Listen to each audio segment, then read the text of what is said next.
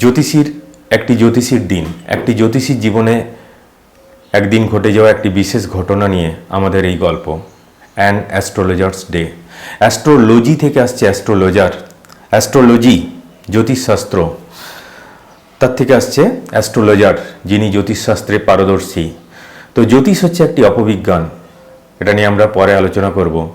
কিন্তু যখনই কোনো মেগাস্টার, কোনো প্রতিষ্ঠিত সার্জন, কোনো প্রতিষ্ঠিত ইঞ্জিনিয়ার, কোনো প্রতিষ্ঠিত রাজনীতিবিদ, তাদের আঙ্গুলে যখন দেখি যে আঙ্গুল কম আংটি বেশি, আঙ্গুলে অনেক আংটি শোভা পায়, তাতে অনেক গ্রহরত্ন শোভা পায়, সেগুলো দেখে আমরা ভুলে যাই যে হয়তো এদের জীবনে কোনো গ্রহরত্নের প্রভাব হয়তো বা রয়েছে।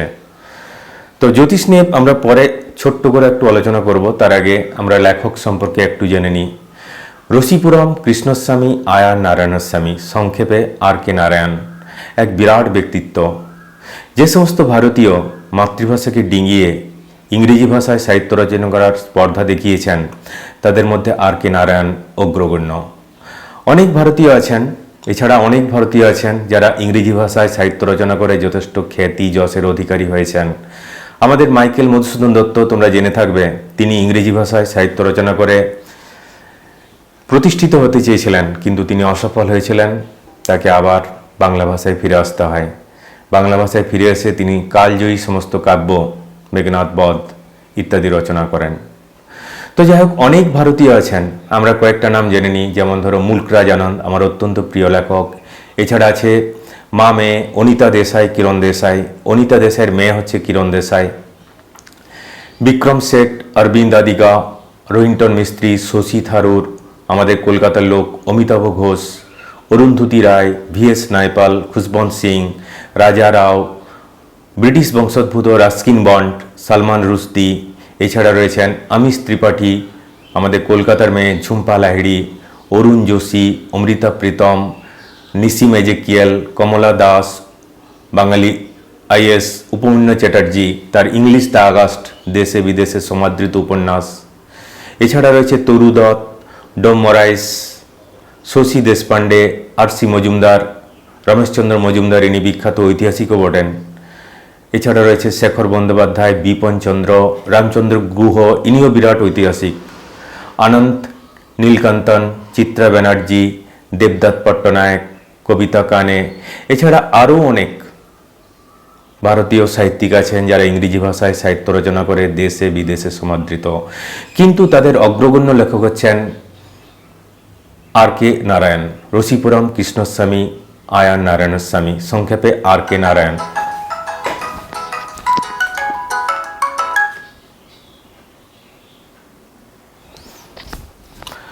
রসিপুরম কৃষ্ণস্বামী আয়ার নারায়ণস্বামী, তার জন্ম 1906 সালের 10ই অক্টোবর এবং মৃত্যু 2001 সালের 13ই মে। প্রায় 95 বছর বেঁচে ছিলেন এবং তার লেখক জীবনের দৈর্ঘ্য বেশ অনেকটাই। তিনি একগুচ্ছ বই লিখেছেন। তার পটভূমি মালগুডি, যা লেখকের একটা কল্পিত জায়গা। তিনি ভারতীয় সাহিত্যকে ইংরেজি ভাষার মাধ্যমে বিশ্বের দরবারে তুলে ধরেছেন, এটা তার বিরল কৃতিত্ব। আগেই বললাম, যে সমস্ত ভারতীয় ইংরেজি ভাষায় সাহিত্য রচনা করে যথেষ্ট যশ খ্যাতি অধিকারী হয়েছেন, দেশে বিদেশে সমাদৃত হয়েছেন, তিনি তাদের অগ্রগণ্য। তো তার বিয়েকে কেন্দ্র করে একটি ছোট্ট ঘটনা ঘটেছিল মজার, তোমাদের সাথে আমি এটা শেয়ার করে নিই। 1933 সালে তিনি 15 বছরের কিশোরী রাজমকে বিয়ে করেন। তো তোমরা যদি তার জীবনী পড়ো, সেখানে দেখবে এই ঘটনা উল্লেখ রয়েছে। তিনি রাজমের প্রেমে পড়েন এবং সরাসরি রাজমের বাবাকে গিয়ে বলেন যে আমি আপনার মেয়েকে ভালোবাসি, আপনার মেয়েকে বিয়ে করতে চাই। তার বাবা আর কে নারায়ণের সৎসাহস দেখে অবাক হয়ে যান। তখন গোষ্ঠী বিচারের প্রচলন ছিল। তো তার হবু শ্বশুর যখন গোষ্ঠী বিচার করালেন, তাতে জ্যোতিষী লিখে দিলেন যে আর কে নারায়ণের সাথে যদি রাজমের বিয়ে হয়, তাহলে হয় রাজম বিধবা হবে কিংবা রাজম মারা যাবে। তাহলে তার হবু শ্বশুর প্রথমে বিয়ে দিতে চাইলেন না। তো আর কে নারায়ণ কি করলেন, তিনি এক জ্যোতিষীকে টাকা দিয়ে ফিট করলেন, বললেন তুমি কিছু ভালো ভালো কথা লিখে দাও, লেখো যে বিয়ে সুখের হবে। গিয়ে দেখালেন তার শ্বশুরমশাইকে, দেখুন আপনি কোথায় কি গোষ্ঠী বিচার করিয়েছেন, এই তো ভালো ভালো কথা লিখেছে। তো যাই হোক, তাদের বিয়ে হয়ে গেল। কিন্তু বিয়ের প্রায় 6 বছর পর প্রথম জ্যোতিষীর ভবিষ্যৎবাণীকে সত্যি করে রাজম এক কন্যা সন্তানের জন্ম দিয়ে তিনি কিন্তু অন্য লোকে পাড়ি দেন। স্ত্রীর মৃত্যুতে আর কে নারায়ণ এতটাই শোকসন্তপ্ত হয়েছিলেন যে বেশ কয়েক বছর তিনি নীরব হয়ে গেছিলেন, শোকে পাথর হয়ে গেছিলেন। তিনি তার স্ত্রীকে এত ভালোবাসতেন যে তিনি আর দ্বিতীয়বার বিয়ে করেননি। তার এক কন্যা হেমা নারায়ণ, তার কেরিয়ার নিয়ে তিনি খুবই চিন্তিত ছিলেন। তিনি মেয়েকে বড় করেন। তো আমরা তার লেখক জীবনে চলে আসি। আর কে নারায়ণ তার বাবা ছিল বদলির চাকরি, তাই তিনি তার ঠাম্মা, তার ঠাকুরমা পার্বতী দেবীর কাছে তিনি বড় হন। তারা 8 ভাই বোন, 6 ভাই 2 বোন, তিনি ছিলেন দ্বিতীয়। তোমরা জেনে অবাক হবে যে এত বড় ইংরেজি ভাষার এত বড় সাহিত্যিক, তিনি ইউনিভার্সিটি এন্ট্রান্স পরীক্ষায় অকৃতকার্য হয়েছিলেন। এবং তার প্রথম উপন্যাস সামি অ্যান্ড ফ্রেন্ডস, যেটা 1930 সালে প্রকাশিত হয়, এবং এটা তার semi autobiographical trilogy Swami and friends, bachelor of arts এবং ইংলিশ টিচার, 3টি উপন্যাস। এই 3টি উপন্যাসে তার আত্মজীবনীর ছোঁয়া খানিকটা আছে, এই জন্য এগুলোকে বলা হয় তার সেমি অটোবায়োগ্রাফিক্যাল ট্রিলজি। তো এক একটি উপন্যাসে তিনি সমাজের এক একটি সমস্যাকে তুলে ধরেছেন। যেমন সামি অ্যান্ড ফ্রেন্ডস, এই উপন্যাসে ছাত্রছাত্রীদের ক্লাসে শাস্তি প্রদান, তাদের বেদ দিয়ে পেটানো, এই সমস্যাগুলো তুলে ধরেছেন। 1951 সালে তিনি লেখেন তার মাস্টারপিস দ্য ফাইন্যান্সিয়াল এক্সপার্ট। এটাতে তিনি তার স্বকীয়তার ছাপ রাখেন। তার সাহিত্য জীবন 1939 সালে তার মৃত্যুর পর তার লেখনী বেশ কয়েক বছর থেমেছিল, কিন্তু 2001 সালে তিনি যখন অসুস্থ হয়ে হাসপাতালে ভর্তি হন, তখনও তিনি উপন্যাস লেখার পরিকল্পনা করেন। মানে প্রায় ধরো 1944 সাল থেকে 2001 পর্যন্ত তিনি খালি লিখেই গেছেন। তার প্রচুর উপন্যাস লিখেছেন। এছাড়াও তিনি রামায়ণ মহাভারতকে ইংরেজি ভাষায় অনুবাদ করে বিশ্বের সামনে তুলে ধরেছেন। তিনি অনেক ভ্রমণ কাহিনী লিখেছেন। তিনি নানান সম্মানে সম্মানিত হয়েছেন। AC Benson medal, royal society of literature তাকে এসি বেনসন মেডাল প্রদান করেন। এছাড়াও ভারত সরকারের কাছ থেকে তিনি পান পদ্মবিভূষণ, ভারত সরকারের 2য় সর্বোচ্চ পুরস্কার। তার প্রকাশিত দ্য গাইড, যা দেশে বিদেশে বিভিন্ন ভাষায় অনুদিত হয়েছে, তাকে ভারত সরকারের সাহিত্যের সর্বোচ্চ সম্মান সাহিত্য একাডেমি পুরস্কার এনে দেয়। এছাড়া তিনি রাজ্যসভার মনোনীত সদস্য ছিলেন। সারা জীবন তিনি অনেক বিদেশ ভ্রমণ করেছেন এবং সারা জীবন তিনি লিখে গেছেন। তার স্ত্রীর মৃত্যুর পর কয়েক বছর বাদ দিয়ে সারা জীবন তার লেখনী থেমে থাকেনি। তো আমরা চলে আসবো এরপর জ্যোতিষ নিয়ে। এ হচ্ছে সংক্ষিপ্ত লেখকের জীবনী, আমরা সংক্ষেপে তার সম্পর্কে আলোচনা করলাম। তো জ্যোতিষ একটি অপবিজ্ঞান। তো আমরা যখনই কোনো প্রতিষ্ঠিত মেগাস্টার, কোনো চলচ্চিত্র শিল্পী, কোনো ইঞ্জিনিয়ার, কোনো সার্জন, তাদের হাতে যখন রত্নখচিত আংটি দেখি তখন ভুলে যাই, তখন হয়তো ভেবে বসি যে হয়তো এদের প্রতিষ্ঠিত হওয়ার পিছনে গ্রহরত্নের কোনো ভূমিকা হয়তো বা আছে। কিন্তু জ্যোতিষশাস্ত্র তোমাদের সামনে আমি কতগুলো প্রশ্ন তুলে ধরছি, তোমরা এগুলো বিচার বিবেচনা করবে। জ্যোতিষশাস্ত্র মতে মানুষের ভাগ্য পূর্ব নির্ধারিত, প্রিডেস্টাইন্ড অ্যান্ড আনচেঞ্জেবল, এবং এটাকে পরিবর্তন করা যায় না। তাহলে সেই ভাগ্য পরিবর্তনের জন্য গ্রহ, রত্ন, তাবিজ, মাদুলি, বাবাদুলি ইত্যাদির ব্যবস্থা তারা করেন কেন? তারা মানুষের হাতে আয়ু রেখা দিয়ে মানুষের আয়ু নির্ধারণ করেন। যদি কোনো কারণে মানুষের হাত কাটা যায়, তাহলে কি তার আয়ুর সাথে সাথে শূন্য হয়ে যাবে? বা যদি আয়ু রেখা না থাকে, তাহলে কি আয়ু শূন্য হয়ে যাবে? তো আমরা ভুলে যাই যে লঙ্কা খেলে ঝাল লাগবে, রসগোল্লা খেলে মিষ্টি লাগবে, এতে আর কোনো কিছুর কোনো প্রভাব নেই। লঙ্কা খেলে ঝাল লাগবেই, রসগোল্লা খেলে মিষ্টি লাগবেই। তোমার কর্মই তোমাকে প্রতিষ্ঠিত হতে সাহায্য করবে। তোমার পরিশ্রম, তোমার অধ্যবসায়, তোমার নিষ্ঠা, এর মধ্যে জ্যোতিষের কোনো ভূমিকা নেই। মানে জ্যোতিষশাস্ত্র মতে তোমার ভাগ্য, যে কোনো মানুষের ভাগ্য প্রিডেস্টাইন্ড, পূর্ব নির্ধারিত এবং আনচেঞ্জেবল। ওরা নিজেরাই ফেঁসে যাবে। কিন্তু মানুষ যখন বিপদে পড়ে তখন কিছু ভালো ভালো কথা শুনতে ভালোবাসে, তাই তারা জ্যোতিষের কাছে ছুটে যায়, তাদের উচ্চ পারিশ্রমিক দেয়। তো এরকম এক জ্যোতিষীর কাহিনী এই গল্পে লেখক তুলে ধরেছেন।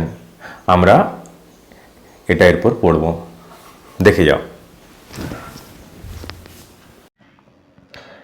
An astrologer's day, R.K. Narayan, রসিপুরম Krishnaswami, আয়ার নারায়ণস্বামী। লেখক পরিচিতি আমরা আগেই আলোচনা করেছি। বিরাট মাপের লেখক। আর জ্যোতিষী নিয়েও আমরা সামান্য একটু আলোচনা করেছি। এক জ্যোতিষীর একটি দিনে ঘটে যাওয়া একটি বিশেষ ঘটনা, সেটা নিয়ে আমাদের গল্প। An astrologer's day, R.K. Narayan. Punctually at midday, he opened his bag and spread out his professional equipment, which consisted of a dozen cowrie shells, a square piece of cloth with obscure mystic charts on it, a notebook, and a bundle of Palmyra writing. দেখো, লম্বা sentence. Punctually at midday, punctual থেকে আসছে পাংচুয়ালি।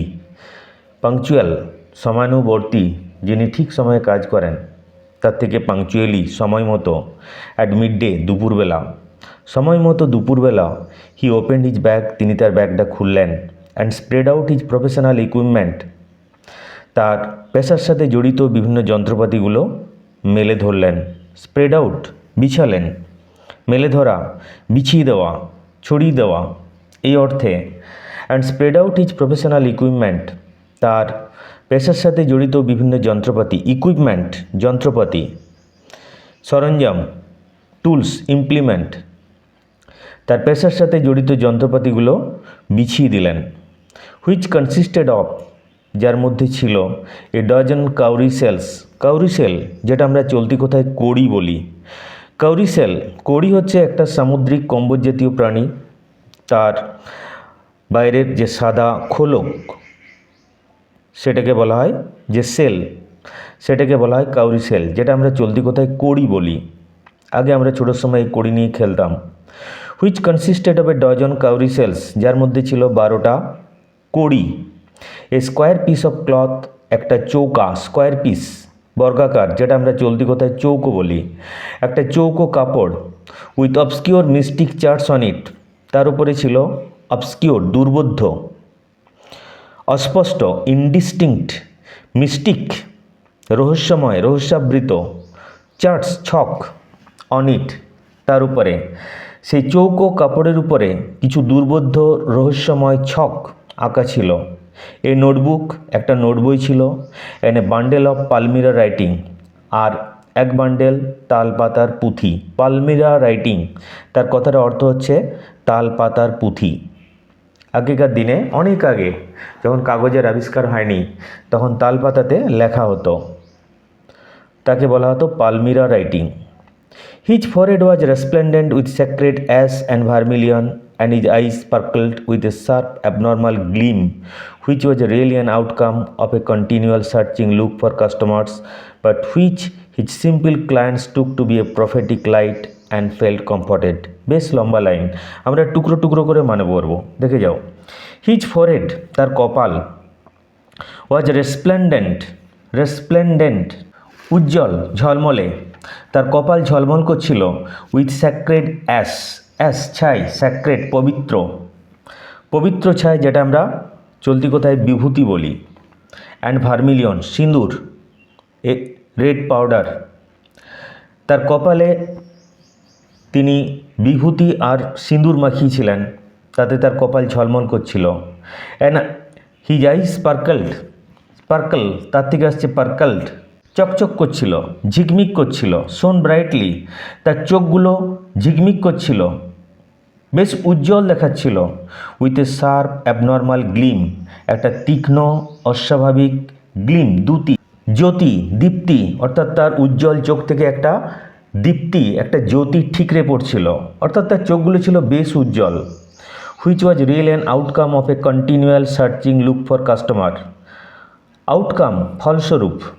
Continue থেকে আসছে continual, ক্রমাগত। Searching look, খুঁজে যাওয়ার চাউনি। For customers, খদ্দের খোঁজার চাউনি, অর্থাৎ তিনি ক্রমাগত খদ্দের তিনি ক্রমাগত খদ্দের খুঁজতেন। তার চাউনি থেকে, তার চোখ থেকে একটা অস্বাভাবিক জ্যোতি ঠিকরে পড়তো, অর্থাৎ চোখগুলো বেশ উজ্জ্বল দেখাতো। But which is simple clients took to be prophetic light, যেটা তার সহজ সরল কাস্টমার, তার সহজ সরল খদ্দেররা, ক্লায়েন্ট মক্কেলরা took to be prophetic light, prophet থেকে আসছে প্রফেটিক। প্রফেট কথাটার আক্ষরিক অর্থ হচ্ছে ভবিষ্যৎ বক্তা। এখানে মহাপুরুষ সুলভ জ্যোতি। যদি তোমরা কোনো সত্যিকারের মহাপুরুষ দেখো, যখন বর্তমানে বৃন্দাবনের শ্রীহিত প্রেমানন্দ মহারাজ, পরম পূজনীয় শ্রীহিত প্রেমানন্দ মহারাজ যদি তোমরা দেখো, দেখবেন তার মুখ থেকে যেন একটা জ্যোতি বিচ্ছুরিত হচ্ছে। এক ভক্ত প্রশ্ন করেছিলেন যে তিনি কি ক্রিম ব্যবহার করেন যে তার ত্বক এত উজ্জ্বল দেখাচ্ছে। তো তিনি হেসে উত্তর দিয়েছিলেন যে তিনি কোনো ক্রিমই ব্যবহার করেন না। তো মহাপুরুষদের মুখমণ্ডল থেকে এরকম একটা জ্যোতির বলয়, একটা জ্যোতি বেরোতে থাকে। এখানেও এই জ্যোতিষীর মুখ থেকে, একটা চোখ থেকে একটা জ্যোতি ঠিকরে পড়ছিল, যেটা তার সহজ সরল কাস্টমাররা মনে করত, সহজ সরল খদ্দেররা মনে করত যে মহাপুরুষ সুলভ জ্যোতি। অ্যান্ড ফিল কমফর্টেড, তারা বেশ স্বস্তি বোধ করতো। দেখো বেশ লম্বা লাইন, এটা আমরা আরেকবার দেখে নিই। His forehead was resplendent with sacred ash and vermilion, তার কপাল সেই পবিত্র ছাই বা বিভূতি আর সিঁদুরে ঝলমল করছিল। And his eyes sparkled with a sharp abnormal gleam, তার চোখ থেকে একটা তীক্ষ্ণ অস্বাভাবিক উজ্জ্বল জ্যোতি ঠিকরে পড়ছিল। Which was real an outcome of a continual searching look for customers, এটা আসলে খদ্দেরের খোঁজে অবিরাম অনুসন্ধানের ফলশ্রুতি। অর্থাৎ অবিরাম তিনি খদ্দের খুঁজে যাচ্ছেন, তাই তার চোখগুলো তীক্ষ্ণ নজরে তিনি খদ্দের খুঁজছেন। তাই তার চোখ থেকে একটা অস্বাভাবিক তীক্ষ্ণ জ্যোতি ঝিলিক দিয়ে উঠছিল। But which is simple clients took to be prophetic light, যেটা তার সহজ সরল খদ্দেররা মহাপুরুষের জ্যোতি বলে মনে করত। অ্যান্ড ফেল্ট কমফর্টেড, স্বস্তি বোধ করত। তারা ভাবতো, বাহ, একজন বড় মহাপুরুষ জ্যোতিষীর কাছে আমরা এসেছি। The power of his eyes was considerably enhanced by their position, তার চোখের শক্তি তাদের অবস্থানের কারণে বেশ কিছুটা বৃদ্ধি পেয়েছিল। কীরকম অবস্থান? Placed as they were between the painted forehead and the dark whiskers which stream down his cheeks. দেখো অর্থ দেখো, placed as they were between the painted forehead, তা সে রং করা কপাল, অ্যান্ড দ্য ডার্ক হুইস্কার্স, আর সে কালো গোপ। হুইস্কার কথাটার অর্থ গোপ। এখানে কতগুলো নোট বইয়ে ভিন্ন অর্থ দেওয়া আছে, কিন্তু হুইস্কার কথার অর্থ হচ্ছে কালো গোপ।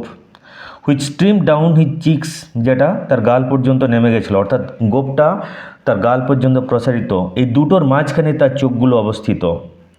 এতে তার চোখের শক্তি তা এই অবস্থানের কারণে বেশ কিছুটা বৃদ্ধি পেয়েছিল। ইভেন হাফ উইটস আইজ, এমনকি একটা হাফ উইটস, নির্বোধ, ননসেন্স, ফুলিশ, একটা বোকা চোখও would sparkle in such a setting, এরকম পরিস্থিতিতে একটা মূর্খের চোখও উজ্জ্বল দেখাতো। টু ক্রাউন দ্য ইফেক্ট, এই প্রভাবটাকে আরও রাজকীয় করে তুলতে, হি উইন্ড থেকে আসছে উন্ড, তিনি পরতেন, তিনি বেঁধেছিলেন এ স্যাফ্রন কালার টারবান, একটা গেরুয়া রঙের পাগড়ি তিনি মাথায় পেঁচিয়ে নিয়েছিলেন। উইন্ড, পেঁচিয়ে নেওয়া, ঘোরানো, পেঁচিয়ে ঘুরিয়ে বেঁধে নেওয়া। হি উন্ড এ স্যাফ্রন কালার টারবান, তিনি একটা গেরুয়া রঙের পাগড়ি মাথায় পেঁচিয়ে নিয়েছিলেন। অ্যারাউন্ড হিজ হেড, তার মাথার চারদিকে। This colour scheme never failed, রঙের এই বিন্যাস কখনো ব্যর্থ হতো না। People are attracted to him as bees are attracted to cosmos or dahlia stalks. Cosmos dahlia ফুলের নাম। স্টক কথাটা অর্থ হচ্ছে ডাঁটি বা শাখা, stems, branches. People are attracted to him, লোকেরা তার প্রতি আকর্ষিত হতো। As bees are attracted to cosmos or dahlia stalk, মৌমাছি যেরকমভাবে কসমস অথবা ডালিয়া ফুলের ডাঁটির দিকে আকর্ষিত হয়, লোকেরা সেরকম তার দিকে আকর্ষিত হতো। তার জ্যোতিষীর প্রতি মানুষের আকর্ষণ চিরন্তন। এই জ্যোতিষীর প্রতিও মানুষের আকর্ষণের শেষ ছিল না। He sat under the boughs of a spreading tamarind tree which flanked a path running through the town hall park. He sat under the boughs of a spreading tamarind tree. Boughs শাখা, spreading tamarind tree, যে তেঁতুল গাছের শাখা প্রশাখা চারদিকে বিস্তৃত, এরকম একটা তেঁতুল গাছের নিচে তিনি বসতেন। এক বিস্তৃত তেঁতুল গাছের শাখার নিচে তিনি বসতেন। ফ্ল্যাঙ্ক ঘেঁষে থাকা, হুইচ ফ্ল্যাঙ্কড যার পাশ দিয়ে ঘেঁষে চলে গিয়েছিল, এ পাথ একটি পথ, running through the town hall park, যেটা টাউন হল পার্কের মধ্য দিয়ে চলে গেছিল। It was a remarkable place in many ways, এটা বিভিন্ন দিক থেকে অনেক কারণেই এই জায়গাটা ছিল উল্লেখযোগ্য জায়গা। রিমার্ক থেকে আসছে remarkable. It was a remarkable place, এটা ছিল একটা উল্লেখযোগ্য জায়গা। ইন মেনি ওয়েজ, অনেক কারণে। কি কি কারণ দেখো, এ সার্জিং ক্রাউড, উপচে পড়া মানুষের ভিড়, সার্জ ক্রমশ বাড়ছে এরকম, সার্জ থেকে আসছে সার্জিং, উপচে পড়া মানুষের ভিড়, was always moving up and down, সবসময় যাতায়াত করত। দিস ন্যারো রোড, এই সংকীর্ণ রাস্তা ধরে, মর্নিং টিল নাইট, সকাল থেকে রাত পর্যন্ত এই সংকীর্ণ রাস্তায় উপচে পড়া মানুষের একটা ভিড় যাতায়াত করত। অর্থাৎ উপচে পড়া ভিড় এই সংকীর্ণ রাস্তাতে লেগেই ছিল। A variety of trades and occupation, trade ব্যবসা, অকুপেশন পেশা জীবিকা, a variety of trades and occupation, বিভিন্ন ধরনের ব্যবসা এবং পেশাদার লোক, was represented all along its way, এই পথে বিভিন্ন ধরনের ব্যবসা এবং পেশাদার লোকের প্রতিনিধিত্ব দেখা যেত। রিপ্রেজেন্ট তার থেকে আসছে রিপ্রেজেন্ট প্রতিনিধিত্ব করা, তার থেকে হয় রিপ্রেজেন্টেটিভ প্রতিনিধি। অর্থাৎ বিভিন্ন ধরনের ব্যবসা এবং পেশার লোককে এখানে দেখা যেত। কি কি? মেডিসিন সেলার, ঔষধ বিক্রেতা, sellers of stolen hardware and junk, stolen hardware চুরি যাওয়া মালপত্র, অ্যান্ড জাঙ্ক ফেলে দেওয়া বাতিল জিনিস, চুরি যাওয়া মালপত্র এবং ফেলে দেওয়া বাতিল জিনিসের বিক্রেতা, ম্যাজিশিয়ানস জাদুকর, অ্যান্ড অ্যাবাভ অল এবং সর্বোপরি an auctioneer of cheap cloth. Auction কথাটা অর্থ হচ্ছে নিলাম করা, তার থেকে অক্সেনিয়ার যিনি নিলাম করেন। An auctioneer of cheap cloth, সস্তা জামা কাপড়ের নিলামকারী, এরকম পেশার লোক এখানে দেখা যেত। Who created enough din all day to attract the whole town, din হইচই কোলাহল হট্টগোল, যারা যথেষ্ট হইচই কোলাহল হট্টগোল ইত্যাদি তৈরি করত, to attract the whole town, যাতে পুরো শহরের মানুষ এখানে আকর্ষিত হয়। অ্যাট্রাক্ট আকর্ষণ করা। Next to him in vociferousness came a vendor of fried groundnuts. Vociferous তার থেকে আসছে ভোসিফারাস মুখর, তার থেকে মুখরতা গলাবাজি।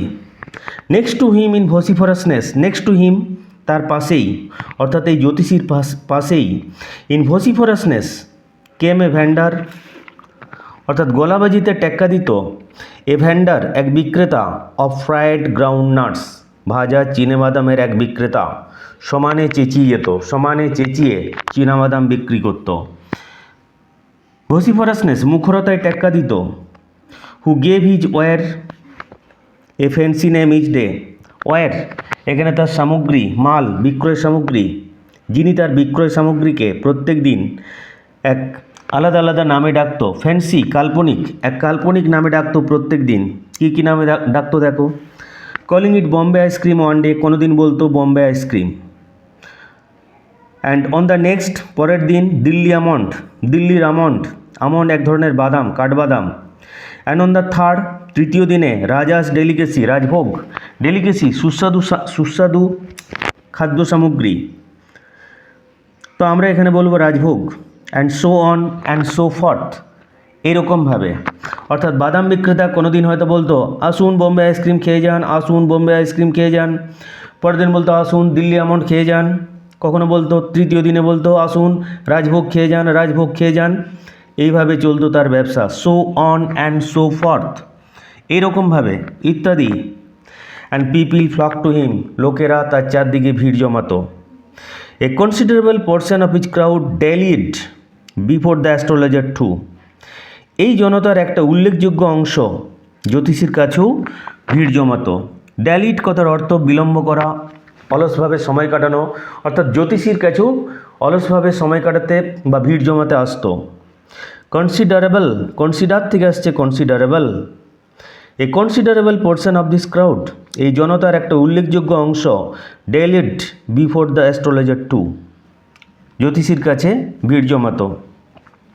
The astrologer transacted his business by the light of a flare which crackled and smoked up above the groundnut heap nearby. The astrologer transacted, transact লেনদেন করা, জ্যোতিষী লেনদেন করত, চালাতো। The astrologer transacted his business, জ্যোতিষী তার ব্যবসাটা চালাতো by the light of a flare, একটা হয়তো কোনো লম্ফ টাইপের কোনো আলোর কথা বলা হচ্ছে। ফ্লেয়ার কথার অর্থ হচ্ছে শিখা, মশাল, আলোক শিখা, এখানে হয়তো কোনো লম্ফের শিখা, একটা লম্ফের আলোকে জ্যোতিষী তার ব্যবসাটা চালাতো। হুইচ ক্র্যাকল্ড, ক্র্যাকল কথার অর্থ হচ্ছে ফুটফাট আওয়াজ করা, যেটার থেকে ফুটফাট আওয়াজ আসতো। And smoked up above the groundnut heap nearby, নিকটে যে চীনাবাদাম, ভাজা চীনাবাদামের স্তূপ রয়েছে তার উপরে ধোঁয়া ছাড়তো। Half the enchantment of the place was due to the fact that it did not have the benefit of municipal lighting. Enchantment, মনোহারিতা, মনোহারিত্ব, মুগ্ধতা, delight, magical attraction. Half the enchantment of the place, এই জায়গাটার আকর্ষণের অর্ধেক কারণ was due to the fact, এই কারণে। Half the enchantment of the place was due to the fact, এই জায়গাটার মোহনীয়তা বা আকর্ষণের অর্ধেক কারণ ছিল that it did not have the benefit of municipal lighting, এখানে পৌরসভার কোনো আলোর সুবিধা ছিল না, অর্থাৎ এখানে পৌরসভার কোনো আলো ছিল না, পৌরসভা এখানে কোনো আলো লাগায়নি। The place was lit up by soft light, বিভিন্ন দোকানের আলোতেই এই জায়গাটি আলোকিত হতো। One or two had hissing gas light, দু একজনের কাছে হিসিস শব্দ করে জ্বলা গ্যাসের আলো ছিল। Some had naked flare stuck on the poles, কিছু লোকের কাছে ছিল খুঁটিতে আটকানো লম্ফ। নেকেড ফ্লেয়ার্স বলতে এখানে লম্ফ টাইপের কোনো আলোকে বোঝাচ্ছে। তোমরা হয়তো লম্ফ শব্দটির সাথে পরিচিত নও। আগেকার দিনে ছোট্ট একটি কৌটাতে সাইকেলের যে ভোল্টপিন থাকে তার সে পিতলের সেই অংশটি লাগিয়ে একটি লম্ফ তৈরি করা হতো। Some had naked flare stuck on the poles, এই লম্ফটা হয়তো তারা কোনোভাবে খুঁটিতে, স্টিক থেকে আসছে স্টাক, স্কুটিতে লাগিয়ে দিত। Some had naked flare stuck on the polls,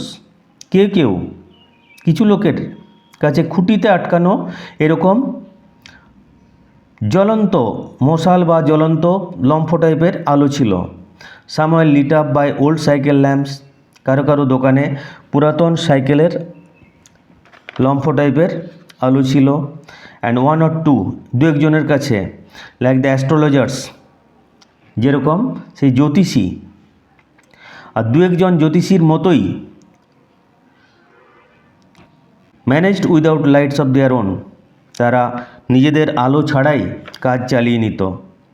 this suited the astrologer very well, এই ব্যাপারটা জ্যোতিষীকে বেশ সুন্দর মানিয়ে নিয়েছিল, জ্যোতিষী এই ব্যাপারটাকে সুন্দর মানিয়ে নিয়েছিলেন, অর্থাৎ আলো ছাড়াই তিনি তার ব্যবসা চালিয়ে যেতেন। ফর দ্য সিম্পল রিজন, এই সরল কারণে, that he had not in the least intended to be an astrologer when he began his life. একটা লাইন মিস হয়ে গেল। It was a bewildering criss cross of light rays and moving shadows. It was a bewildering, bewilder থেকে আসছে bewildering, হতবুদ্ধিকর, puzzling, confusing. It was a bewildering criss cross of light rays and moving shadows. এদের সামনে ছিল আলোকরশ্মির আঁকিবুকি আর চলমান ছায়ার বিভ্রান্তি, অর্থাৎ এই হালকা আলোতে মানুষের ছায়া চারদিকে বিভ্রান্তির সৃষ্টি করত। কোনটা কার ছায়া? It was a bewildering criss cross of light rays and moving shadows, অর্থাৎ আলোকরশ্মির আঁকিবুকি আর চলমান ছায়ার বিভ্রান্তি সেখানে থাকতো। This suited the astrologer very well, এই ব্যাপারটা জ্যোতিষী সুন্দর মানিয়ে নিয়েছিলেন। অর্থাৎ জ্যোতিষীর কাছে এই পরিস্থিতিটা বেশ মানানসই হয়ে গেছিল। ফর দ্য সিম্পল রিজন, এই কারণে, শুধুমাত্র এই কারণে, that he had not in the least intended to be an astrologer হয়নি বিজ্ঞান লাইফ। তিনি যখন জীবন শুরু করেছিলেন তার জ্যোতিষ হওয়ার এতটুকু ইচ্ছা ছিল না। তিনি যখন জীবন শুরু করেছিলেন তার জ্যোতিষ হওয়ার বিন্দুমাত্র ইচ্ছা ছিল না। And he knew no more of what was going to happen to others, and he knew no more, অন্যদের জীবনে কি ঘটতে চলেছে সেটার ব্যাপারে তিনি বেশি কিছু জানতেন না। And he knew no more of what was going to happen to others than he knew what was going to happen to himself next minute. যেমন নিজের জীবনে পর মুহূর্তেই কী ঘটতে চলেছে সে সম্বন্ধে তার কোনো ধারণা ছিল না, একই রকম অন্যের জীবনে কি ঘটতে চলেছে সেটাও তিনি জানতেন না। He was as much a stranger to the stars as were his innocent customers. তার সরল বিশ্বাসী খদ্দেরদের মতোই গ্রহ নক্ষত্র তার কাছে অজানা ছিল। এটি said things which pleased and astonished every one. তবু তিনি সেই সব কথা বলতেন যেগুলো সকলকে মুগ্ধ করত, খুশি করত। হুইচ প্লিজ খুশি করা, অ্যান্ড অ্যাস্টনিশড এভরি ওয়ান সবাইকে বিস্মিত করত। That was more a matter of study, এর বেশিরভাগটাই ছিল পর্যবেক্ষণ, প্র্যাকটিস চর্চা, অ্যান্ড শ্রিউড গেস ওয়ার্ক, আর চতুর অনুমানের ফসল। এখান থেকে বুঝতে পারছো তার প্রথাগত কোনো জ্যোতিষশাস্ত্র নিয়ে পড়াশোনা ছিল না। তিনি খুব স্টাডি করতেন, মানুষকে চর্চা করতেন আর অনুমান করতেন, এইভাবেই ভবিষ্যৎবাণী করতেন। অধিকাংশ জ্যোতিষী তাই করে। অল দ্য সেম, যেভাবেই হোক, it was as much an honest man's labour as any other.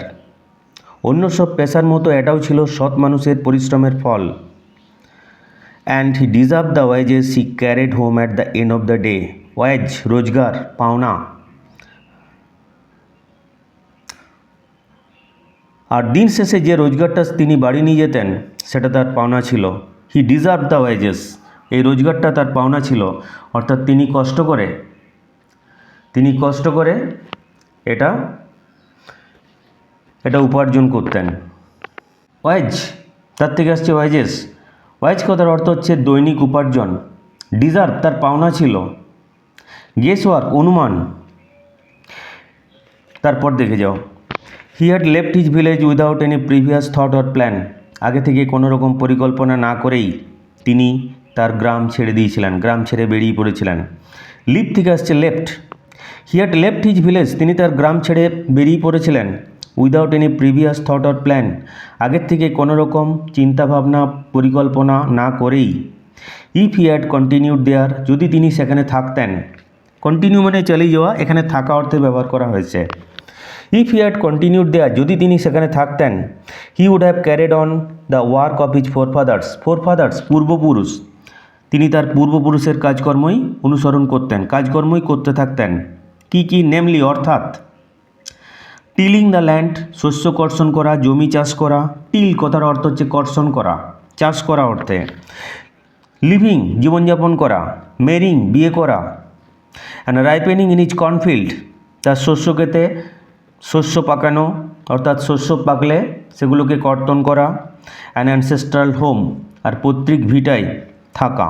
Ancestor থেকে আসছে অ্যানসেস্ট্রাল, ANCESTOR। অ্যানসেস্টার মানে পূর্বপুরুষ, তার থেকে অ্যানসেস্ট্রাল, পূর্বপুরুষের বাড়ি, পৈতৃক ভিটা।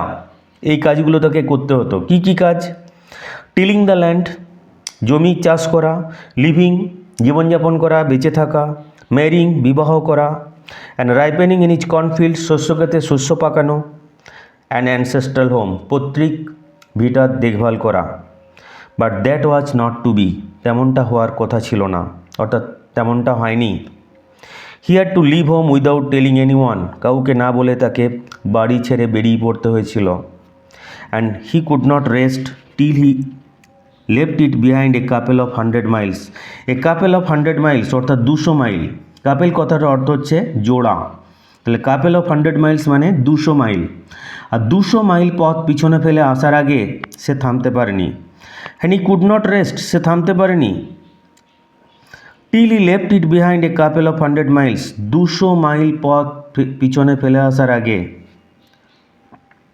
টু এ ভিলেজার, একটা গ্রামবাসীর কাছে it is a great deal, এটা একটা বিরাট ব্যাপার। As if an ocean flowed between, যেন একটা মহাসাগর মাঝখান দিয়ে চলে গেছে, অর্থাৎ মাঝখান দিয়ে অনেক ঘটনা ঘটে গেছে, সেটাকে বলা হচ্ছে age if an ocean flowed between, যেন মাঝখানে এক মহাসাগর প্রমাণ জলরাশি বয়ে গেছে। He had a working analysis of ম্যানকাইন্ডস travel, মানুষের সমস্যাগুলির বিষয়ে তার কাজ চালানোর মতো একটা বিশ্লেষণী ধারণা ছিল। ওয়ার্কিং অ্যানালিসিস, বিশ্লেষণী ধারণা অফ ম্যানকাইন্ডস ট্রাভেল, মানুষের বিভিন্ন সমস্যা তিনি ভালোভাবে বিশ্লেষণ করতে পারতেন। কি কি সমস্যা? ম্যারেজ, বিবাহ, মানি, অর্থ, and the tangles of human tie, বন্ধন, সম্পর্ক, মানব সম্পর্কের জটিলতা, এগুলো তিনি ভালোভাবে বিশ্লেষণ করতে পারতেন। Long practice at sharpened his perception, long practice, দীর্ঘদিন চর্চার ফলে তার এই ধারণা আরও তীক্ষ্ণ হয়ে উঠেছিল। হ্যাট শার্পেন্ড, শার্প, ধারালো, তীক্ষ্ণ, অর্থাৎ দীর্ঘদিনের অভ্যাস, দীর্ঘদিনের চর্চা তার এই পারসেপশন, তার এই ধারণাকে, অভ্যাসকে তীক্ষ্ণ করেছিল। Within 5 minutes he understood what was wrong, 5 মিনিটের মধ্যেই তিনি বুঝে যেতেন সমস্যাটা কোথায়। দেখো, রং কথাটার আক্ষরিক অর্থ হচ্ছে ভুল, কিন্তু এখানে সমস্যা, অর্থাৎ যিনি আসতেন 5 মিনিটের মধ্যেই কথা বলে তিনি বুঝে যেতেন, তার কথা শুনে বুঝে যেতেন তার সমস্যাটা কোথায়। হি চার্জ 3 পয়সা পার কোশ্চেন, তিনি প্রতিটি প্রশ্নের জন্য 3 পয়সা করে নিতেন। And never open his mouth till the other had spoken for at least 10 minutes, আর যতক্ষণ না উল্টো দিকে থাকা মানুষটি 10 মিনিট টানা কথা বলে যেত, ততক্ষণ পর্যন্ত তিনি তার নিজের মুখটি খুলতেন না। অর্থাৎ 10 মিনিট ধরে উল্টো দিকের লোকটিকে তিনি স্টাডি করতেন, তিনি তার সমস্যাটা বোঝার চেষ্টা করতেন, তারপর কথা বলতেন। Which provided him enough staff for a dozen answers and advises, which provided him enough staff, provide, দেওয়া, স্টাফ এখানে মাল মশলা, এর থেকে তিনি 1 ডজন উত্তর আর তার উপদেশের মাল মশলা পেয়ে যেতেন। অর্থাৎ ওই উল্টো দিকের লোকটি গড়গড় করে যখন বলে যেত, তিনি তার সাথে কথা বলার মাল মশলা, তাকে কি বলতে হবে তিনি ঠিক করে নিতেন। When he told the person before him gazing at his palm, সেই সময় তিনি তার সামনে বসা লোকটার হাতের তালুর দিকে তাকিয়ে বলতেন, in many ways you are not getting the fullest results for your effort, অনেক কারণেই আপনি যে প্রয়াস চালাচ্ছেন তার পূর্ণতম ফল পাচ্ছেন না। 9 out of 10 were disposed to agree with him, 10 জনের মধ্যে 9 জনই এই ব্যাপারে একমত হতো। ডিসপোজ টু অ্যাগ্রি, একমত হতো, উইথ হিম, তার সাথে। অর হি কোশ্চেন, অথবা তিনি প্রশ্ন করতেন, is there any woman in your family, আপনার পরিবারে কি এরকম কোনো মহিলা আছেন? Maybe even a distant relative, হতে পারে কোনো অনেক দূর সম্পর্কের এক আত্মীয়, ডিস্ট্যান্ট রিলেটিভ, দূর সম্পর্কের আত্মীয়। Which not well dispose towards you, যিনি আপনার উপর খুব একটা সদয় নন, এখানে ডিসপোজ দেখো সদয় এই অর্থে ব্যবহার করা হয়েছে। Which not well dispose towards you, যিনি আপনার উপর খুব একটা সদয় নয়। Or he gave an analysis of character, তিনি চরিত্র বিশ্লেষণ করতেন। Most of your travels are due to your nature, আপনার বেশিরভাগ সমস্যাই আপনার প্রকৃতির কারণে। How can you be otherwise with Saturn where he is, ও কীভাবে বলছে, কি করেই বা এরকম হবে, শনি যেখানে এরকম অবস্থানে রয়েছে, মানে আপনার উন্নতিটা হবে কি করে? আপনার শনি এইরকম জায়গায় আছে, আপনি কি করে উন্নতির আশা করেন? How can you be otherwise, আপনি কি করে, দেখো কনটেক্সচুয়াল মিনিং, আপনার উন্নতিটা হবে কি করে যখন শনি এরকম অবস্থানে আছে? ইউ হ্যাভ অ্যান ইম্পিটাস নেচার, ইম্পিটাস আবেগপ্রবণ, ইম্পালসিভ, আপনার প্রকৃতি বেশ কোমল, আবেগপ্রবণ। অ্যান্ড এ রাফ এক্সটেরিয়ার, আর আপনার বাইরেরটা বেশ রুক্ষ শুষ্ক, কর্কশ, অর্থাৎ আপনি অনেকটা নারকেলের মতো, আপনার অন্তর হচ্ছে কোমল আর বাইরেরটা কঠোর। রাফ এক্সটেরিয়ার, আপনার বাইরে আপনি কঠোর আচরণ করেন। This endear him to their hearts immediately, এই সমস্ত কথাবার্তায় খদ্দেরের কাছে তিনি সঙ্গে সঙ্গে প্রিয় হয়ে উঠতেন। ডিয়ার থেকে দেখো, ডিয়ারের ভাব ফর্ম এন্ডিয়ার, তার পাস্ট টেন্স এন্ডিয়ার, দিস এন্ডিয়ার হিম। এই সমস্ত কথাবার্তা তাকে প্রিয় করে তুলত। টু দেয়ার হার্টস ইমিডিয়েটলি, তাদের অন্তরের কাছে তৎক্ষণাৎ তিনি খুব প্রিয় হয়ে উঠতেন, অর্থাৎ খদ্দেরদের কাছে তিনি খুব প্রিয় হয়ে উঠতেন। For even the mildest of us loves to think, আমাদের মধ্যে কমলতম ব্যক্তিও এটা ভাবতে ভালোবাসে যে that he has a forbidding exterior, যে তাদের বাইরের রূপটা বেশ কঠোর ধরনের। দেখো, ফরবিড কথার অর্থ হচ্ছে নিষিদ্ধ, তার থেকে ফরবিডিং, এখানে ফরবিডিং এক্সটেরিয়ার কথার অর্থ হচ্ছে বাইরেরটা কঠোর, বাইরের প্রকৃতি কঠোর, কঠোর বাইরের প্রকৃতি, তাদের বাইরের রূপটা বেশ কঠোর, অন্তরটা বেশ মোলায়েম কোমল। এই ধরনের কথা আমাদের মধ্যে সবচেয়ে শান্ত প্রকৃতি, সবথেকে নরম প্রকৃতির মানুষটিও শুনতে ভালোবাসে। এই পর্বে এটুকুই থাক, তবে না আরও অনেক লেংদি হয়ে যাবে। আমরা পরের অংশটি দ্বিতীয় পর্বে আলোচনা করব। তোমাদের যদি এটা ভালো লেগে থাকে তোমরা আমাদের চ্যানেলটি সাবস্ক্রাইব করে দিও। এইভাবে প্রত্যেকটি পড়া এবং তাদের অনুশীলনীগুলোর আলোচনা আমরা 2 অথবা 3টে পর্বে দিয়ে দেব। শুধু গার্ডেন পার্টি এটা একটু বেশি পর্বে ভাঙতে হবে, কারণ এটা বেশ লেংদি রয়েছে। আর এটা যদি তোমরা বারবার শোনো, তোমাদের এমসিকিউ বা এসএকিউ সলভ করতে কোনো রকম প্রবলেম হবে না। That's all for today. Thank you all.